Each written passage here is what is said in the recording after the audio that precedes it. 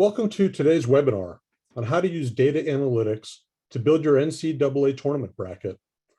I'm Jeff Cohen. I'm the Chief Strategy and Innovation Officer at Informs, the largest association for the decision and data sciences.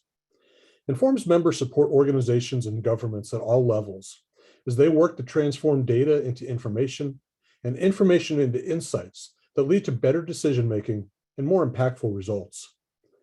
Informs' 11,000 members are comprised of diverse and robust experts in data science, analytics, operations research, and other related fields.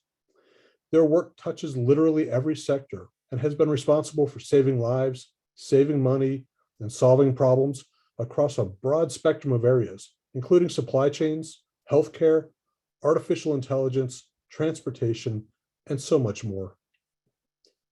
We're joined today by Dr. Sheldon Jacobson, a professor of computer science at the University of Illinois, Urbana-Champaign. Dr. Jacobson's expertise in operations research and analytics makes him not only a widely recognized expert in bracketology, but in far more consequential areas, such as aviation security, transit and health, the effective distribution of COVID-19 vaccines and testing, including among athletic teams, and much more. In fact, Dr. Jacobson and his team were responsible for the modeling that ultimately led to the creation of TSA PreCheck. Dr. Jacobson is here to help us understand how analytics can help us as we fill out our NCAA tournament brackets more effectively, and how those same analytical tools can be used to address a variety of important public policy issues. With that, Dr. Jacobson, thank you for being with us today. Well, thank you very much for having me. It's a pleasure to be here, and thank you all for joining.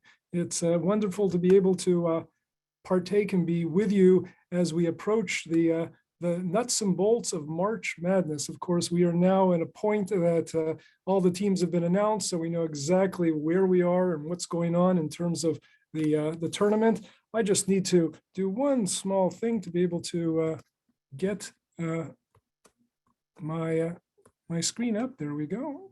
And we will begin. All right. Well, if you're all here, it's because you are interested in March Madness and building a bracket. Everybody wants to have that perfect bracket.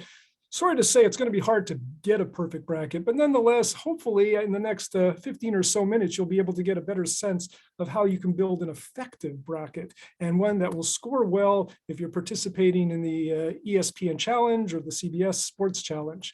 So a little pop quiz, which Sunday do you look forward to every year? Well, some people say, well, Mother's Day is the most important Sunday. Super Bowl Sunday, for those of you who are football fans. If you like ice cream, we'll kind of talk about Sunday as being an ice cream Sunday, but then Selection Sunday, which we just saw yesterday. So this is the excitement that we're in right now with March Madness. Few facts about March Madness. In 2017, over 70 million brackets were filled out with over $10 billion wagered, twice as much as what we see during the Super Bowl. So we often think as the Super Bowl as being the big activity that people partake in. Not so much. March Madness and filling out brackets is number one. In addition, people kind of get the March Madness flu and they end up being at home on Thursdays and Fridays. Of course, with virtual work, it's kind of easy to do that. So, but there is over $6 billion of lost corporate productivity, and it ranks third in the office distraction, only behind texting and Facebook. So you can see how much of an event this really is in all aspects of society. Some numbers to put this in perspective: the population of the United States is just over $330 million. The national debt, well, it's a big number, as you can see, $30 trillion. And how many teams can be put together in the 64-team main bracket? How many possible brackets? 9 quintillion, just to put those numbers in perspective. This is a daunting task to get all of them correct. So in 2014, Warren Buffett put together a challenge to his employees and said, give me a perfect bracket, I will give you $1 billion. Sound like a very generous offer, but he knew the likelihood of this occurring was very, very small, and he didn't worry too much about it. So as a result, he didn't have to pay up, but a lot of people were excited about the opportunity to win $1 billion. So I'm going to give you some tips of how to put together your bracket. Some of them are very intuitive, some not so much. One is you want to minimize the impact of upsets, especially as they percolate from the first and second round, because that's typically where they will occur. And you can see from the statistics that 13, 14, 15, and 16 in general don't do all that well. We saw 16 finally win in 2018. The University of Virginia lost to University of Maryland, Baltimore County, and they got revenge the following year by winning the national championship. So maybe it wasn't such a bad thing for the Virginia fans. But as you can see here, you don't want to overload in your bracket with these 16, 15, 14, and 13 upsets. There will be one or two. And you want to pick one, that's fine. Or you don't want to pick any, that's fine. Good advice, keep it simple. What about the 10, 11, and 12? Well, that's where the upsets really happen. And you want to probably take a flyer and pick one or maybe two of them. The 8 or 9 seeds, they really are a coin flips. At times the 9s are doing better right now, historically, than the 8s are doing better. It seems like the 9s have a slight edge recently, but that can flip this year and it could be the 8s. Once again, flip a coin, you're not going to do any worse or any better. Sweet 16 always has a few surprises, and you think, oh, gee, you know, those teams seed at 1 to 4, how could they possibly lose in the first 2 rounds? Well, they do. The 1 to 2 and 3 seeds typically represent around half of the Sweet 16 teams, so make sure you have 7 to 10 in that group. And then the 4 to 6 seeds are around 28% of the teams, so expect 3 to 5. The 7 to 10s, around 13%, expect 1 to 4. And the 11 to 16s represent 10% of them, expect 1 to 3. 11s have been, in fact, amazing in being able to get to the Sweet 16 and beyond. So you want to take a look very seriously at those 11s.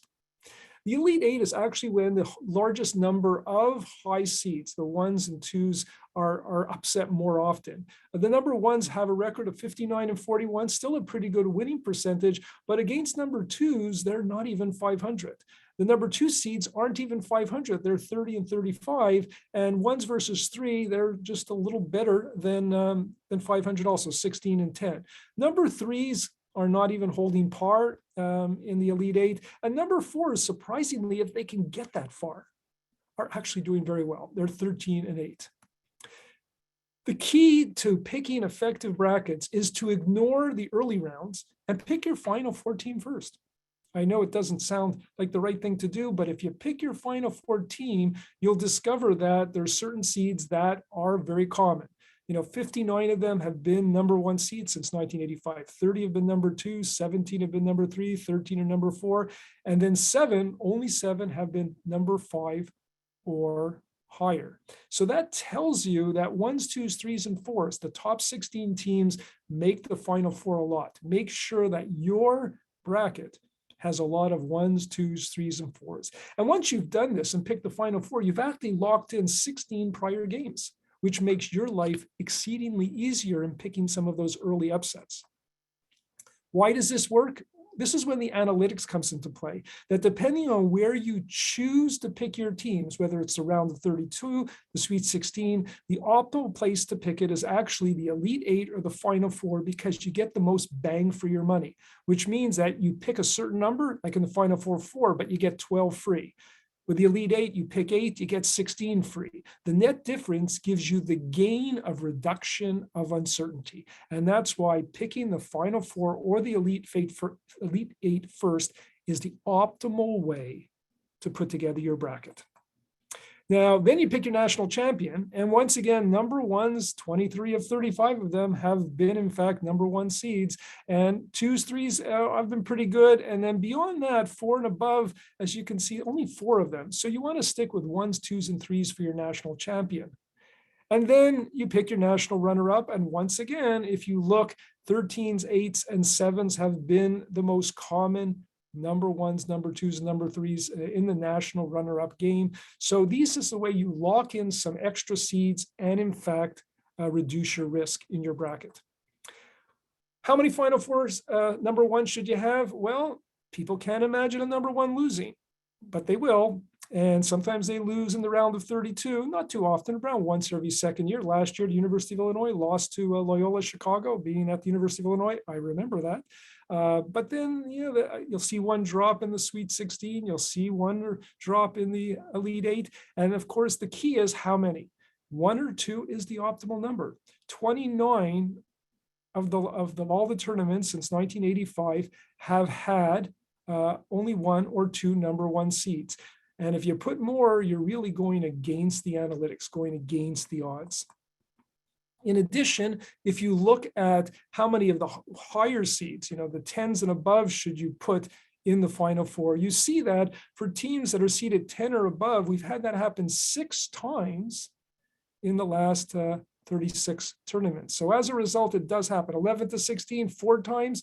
We've never had no team seed at 1, 2, or 3 in the Final Four. So that's not something you want to do. We've only had no team seed at number 1 or number 2 in the Final Four only once in 2011 when we had a 3, a 4, an 8, and 11. And you'd think, well, 1, 2s, and 3s, then we'll just fill them up. Well, that's happened 11 times, but that's only around, it's under 1/3 of the time since we've had the tournaments in the modern era. So what's the point of all this? The very same analytical tools that make sense of your bracket can also be used to do a lot of neat things in society, like improve aviation security, which we've worked on the design of TSA PreCheck after September 11th, improving the delivery of healthcare, designing fair congressional districts, which is something that we also work on. This is actually what operations research is all about. And my own personal research, as Jeff had said, we informed the foundations for TSA PreCheck. It was actually funded by the National Science Foundation. We assessed trends in mass murders using advanced analytical models to try and tease out ways that we can predict it. And establishing links between public transportation and obesity is another area of research that we've looked at over the years. And then more recently, computational redistricting, using algorithms to help us inform the design of political districts so that it serves the interests of the voters and supports our democracy.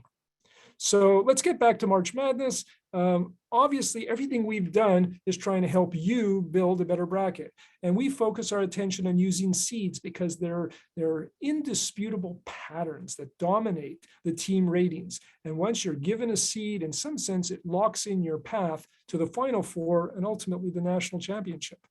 Analytics in March Madness is not fake news. It is real. It works. And if you use it, you will have an advantage of those who are not taking advantage of it. We've actually built bracket simulators that you can find on the Bracket Odds website. We have it for both the men's and the women's bracket. We have various simulators based on the research. We have one that focuses on starting with the Elite Eight. We have one that focuses starting on the Final Four. We have another one which is focuses on starting in the round of 64. So you can choose which of your simulators you would like to use, and it's available. We get a tremendous number of people who use them, obviously. We also have a pool of brackets that we created before the 2021 tournament, which you can see the best brackets of how they scored, and several of them would have been right at the top of the ESPN challenge. We have already created our brackets for 2022. We have not revealed them, and after the tournament is done, we will score them and post the results so that you can see exactly how they did. So we want to thank the Institute for Operations Research and Management Science for inviting us to be here to talk about bracketology, bracket odds, and how you can build a better bracket. And I want to thank you, the people who decided to come today. I'm hoping that what you've seen here today will help you. At the very least, use our website to help inform your decisions and ultimately have fun with the tournament, because the madness of March has now begun. So enjoy it. Thank you very much, everybody. Sheldon, thank you so much. Interesting and informative as always. So I've got a handful of questions for you, some about bracketology and some a little bit more in general. Let's start with a couple of bracket related questions. If you have already filled out your own bracket, Sheldon, or if you were going to fill out a bracket, wondering who would Sheldon Jacobson choose to win the championship, and who would you knock out for sure in your first round? Well, once again, we always focus on the seeds, which means that take a look at those 1s, 2s, and 3s very, very carefully, because the national champion is most likely to come from them. Then you look at teams, and now we're kind of going off brand a little bit, and you say, well, which teams could be vulnerable? You have a number 1 like Arizona, great team, phenomenal team, a lot of size, but first-year coach. And will that inexperience doom them? Look at how teams have performed in close games. These are all factors that ultimately will determine what's what's going to transpire during the tournament. But do not ignore ones, twos, and threes because they have a tendency to win the national championship consistently. Your winners should come from that group. Great. So thinking about your recommendations to start with the final four, kind of beyond that, the idea that most of us probably start in the first round and work our way in instead of working our way out. What do you think from an analytical perspective is the biggest mistake that people make when putting together their brackets?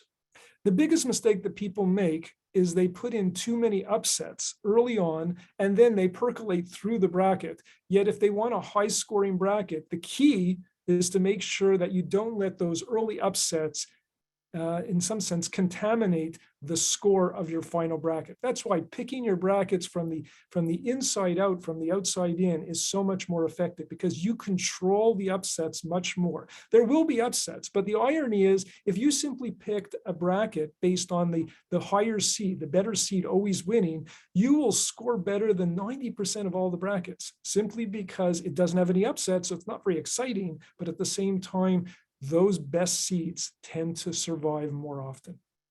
Great. I'm wondering whether you have a perspective about whether the impact transfer rules will have, or what impact the transfer rules may have on this year's tournament compared to the past. I think the NCAA rules, both of the transfer portal as well as giving players an extra year of eligibility, has added a certain amount of unintended consequences so that you're seeing more mid-majors make the tournament than we've seen in many, many years. If you look at the Western conferences, they had more teams than the Pac-12. As a result of that, that experience is invaluable, especially in a tournament environment. And I suspect we're going to see some of those 7, 8, 9, 10s make the Sweet 16 at a slightly higher rate. Who they're going to be, I don't know. But I do know that that maturity and the transfer portal is going to facilitate some unexpected surprises. You're widely known and respected inside of the operations research and analytics community. And over the years, you and I have traveled the halls of Congress together physically and virtually. Mm-hmm. But I'm wondering, for somebody of your stature who's done so much important work, how did you become interested in bracketology? Well, it's a candy store of data analytics. And this is also, our activities are all focused around our students, advancing the ideas of science, technology, engineering, and math, STEM, so that it gives them a chance to take these analytical ideas and put them into a real event. So although it's a lot of fun for many people, and we get thousands, tens of thousands of people who use our website, the fact is it's the students who benefit the most. Yeah, absolutely. Let's shift gears a little bit and talk about some public policy. You described today and in the past the work that you and your team did post 9/11 on TSA PreCheck. But I'm wondering if you could sort of talk a little bit more about that work, the impact, and how you actually have seen those types of concepts, or if you've seen those types of concepts, sort of expand to other public policy areas. And for those folks who are watching who work on Capitol Hill or elsewhere in the policy community, what should they be thinking about? What should they be wondering about in terms of how can they use analytics? How could their boss use analytics in developing or operating public policy?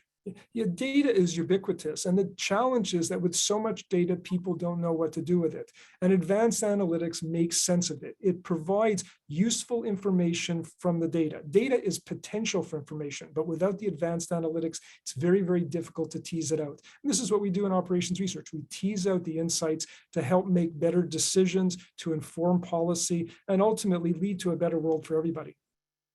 Yeah, that's great. I think as we're thinking about 2022 now, right, and the work that policymakers are using in supply chains and national security and what's happening in the larger world, any particular areas that you see ripe for greater use of data science and analytics, places where your expertise or the expertise of your peers who are our members and beyond could be really tapped by the policy community? There are a few places. One is healthcare. And, the pandemic has really just put a body blow into so many people's lives, and it's been tied in with the economics of our country. And being able to bring those together and using better informed data to make better decisions so that the people are served best, economically, health-wise, there's so much potential and opportunity here that if we don't use it, we're squandering an important opportunity to make the country better. And advanced analytics has that potential. The only requirement is for people to allow people like myself and others to embrace it and offer it as an opportunity. Yeah, that's great. Well, Sheldon, I appreciate your time today. For those of you who are watching, we appreciate you joining us. There's a lot going on in the world, and we appreciate your time. If you're interested in learning more about the work that Dr. Jacobson has been doing in bracketology, we've put up some information in the chat, and this presentation will be online as well. And beyond that, if you're interested in learning more how operations research and analytics and how other professionals like Dr. Jacobson can be an expert resource for your office or your boss, please reach out to Informs. Let us know. We are here, trying to work with the policy community to do just that. And we certainly saw the relationship between analytics and bracketology as a way to sort of catch our breath and take a step back from the challenges of the world. But again, as Dr. Jacobson has said, these same tools, these same methodologies can be used to really tackle really important matters of consequence for all of us. So thank you for joining, and we look forward to seeing you next time. And Dr. Jacobson, thank you as always. Thank you very much, Jeff.